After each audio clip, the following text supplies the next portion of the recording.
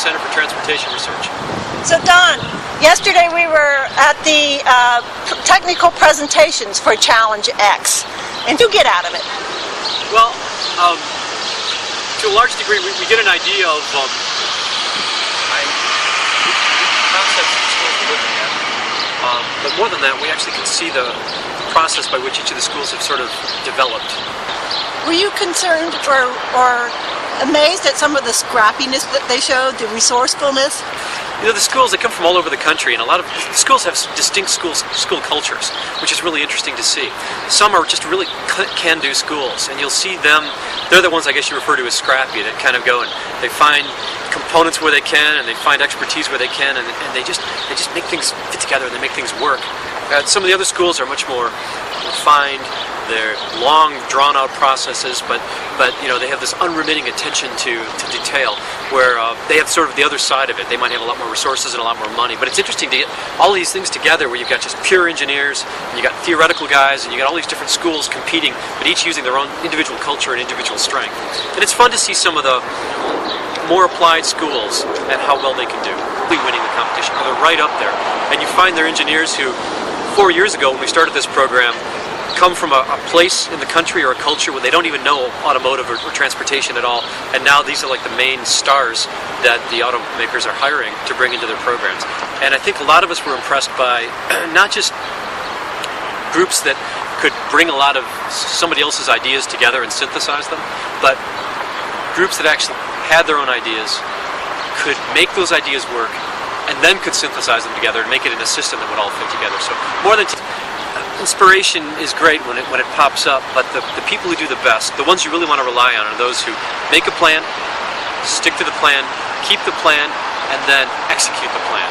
So when we were looking at it, the most points went to the ones who could say, here's what we're going to do, here's why we did it, here's how we did it, and here was the result. The one thing I was most impressed with the students was that they really knew their downfalls. Oh, yeah. And there was one group, and you'll remember which team it is, I'm sure, but it was a hybrid group, and he knew that if he'd done regenerative braking, that he would have gotten 40% more miles per gallon. It's a very good example you brought up, because they were wrong. They were very badly graded for that. They wouldn't get that much, and that's the kind of thing we're looking for.